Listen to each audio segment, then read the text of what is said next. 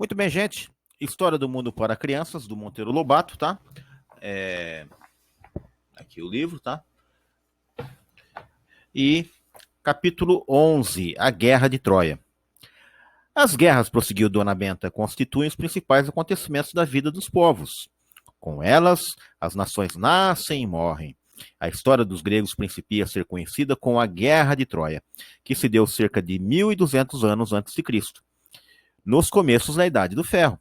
Há muito de lenda na história desta guerra, porque os gregos eram criaturas ricas de imaginação, mas vale a pena ser contada. Querem ouvi-la? Seja verdade ou não? Queremos, exclamaram todos. Pois ouçam lá, disse Dona Benta. Houve uma vez uma grande festa entre os deuses do Olimpo, e estavam todos banqueteando-se quando uma deusa que não fora convidada resolveu vingar-se de um modo especial, lançando à mesa um pomo de ouro com estas palavras: a mais bela.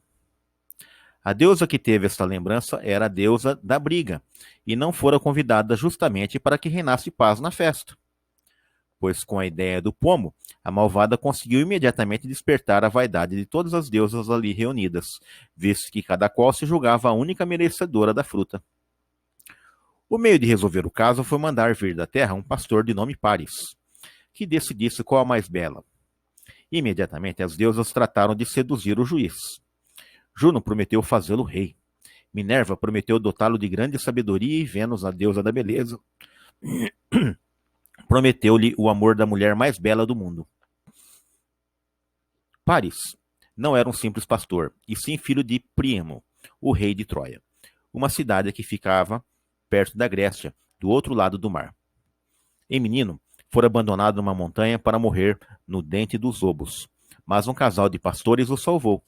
Agora estava no Olimpo, como juiz desempatador num concurso de beleza. Por quem será que vai decidir-se? Eu aposto em Juno, disse Pedrinho. E eu em Minerva, disse Narizinho. E eu em Vênus, que é a mais esperta, berrou Emília. Emília ganhou, disse Dona Benta. Entre ser um rei ou um sábio e ser marido da mulher mais bela do mundo, Paris não vacilou, e portanto entregou o pomo a Vênus. Essa sentença deu origem a uma série de calamidades, cujo despecho foi a destruição de Troia. A mulher mais bela entre os mortais, era Helena, que já estava casada com Menelau, rei de Esparta, uma das cidades da Grécia. Vênus aconselhou Paris a raptar Helena. Aqui um breve comentário, que é aqui a seguinte pergunta. Você teria coragem de roubar a mulher do rei de Esparta? Ou provavelmente um dos maiores guerreiros que já existiu no mundo? Teria coragem de roubar a esposa de um espartano? Eu não. Você teria? Paris foi a Esparta, onde Menelau o recebeu principescamente. Apesar disso, fugiu de noite com Helena e atravessou o mar de rumo a Troia. Menelau e todos os gregos, furiosíssimos com aquilo, prepararam uma expedição contra a cidade de Troia, para se vingarem de Paris, e arrecadarem a princesa fugitiva. Naquele tempo, as cidades eram cercadas de muralhas, e como não houvesse canhões nem pólvora, tornava-se difícil penetrar nelas. Os gregos sitiaram Troia durante 10 anos, sem que nada conseguissem. Por fim, recorrer a um estratagema. Já sei. Inventaram o cavalo de Troia? Isso mesmo, construíram um enorme cavalo de madeira que puseram junto aos muros e em seguida retiraram-se com armas e bagagens, dando todos os sinais que desistiam de tomar a invencível Troia. Logo que os gregos desapareceram, os troianos abriram as portas e foram admirar os cavalos. Imediatamente surgiu a ideia de o recolherem dentro da cidade.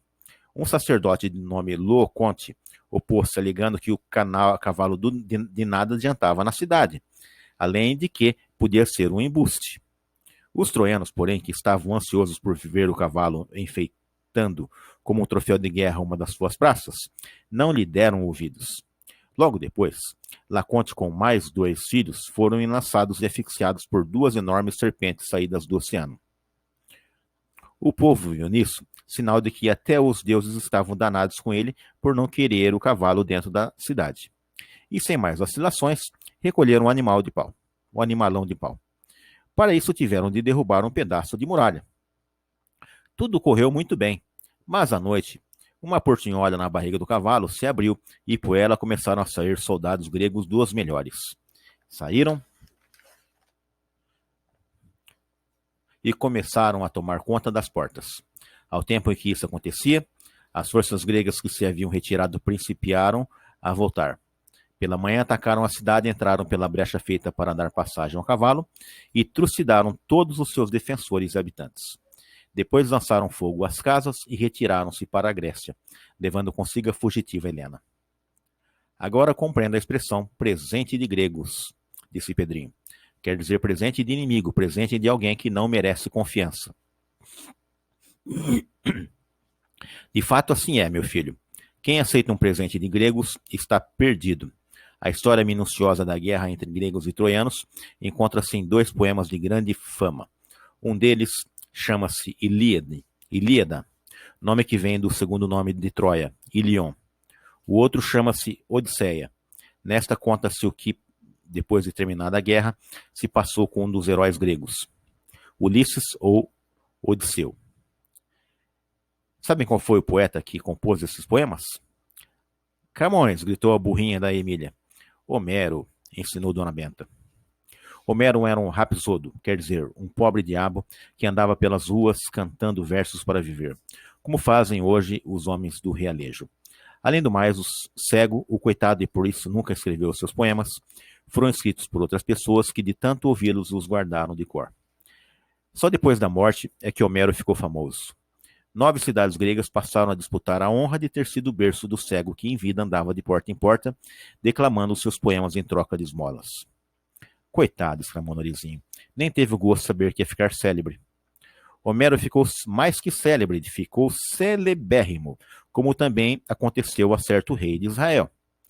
Dona Benta tomou fôlego e prosseguiu. O Rei dos Judeus, capítulo 12, mas essa vai ficar para a próxima. E preste atenção, crianças, nessa história do cavalo de Troia, porque ela vai acompanhar vocês durante a vida toda. Até mais, muito obrigado. Deem joinha, se inscrevam no canal e divulguem o vídeo. Obrigado.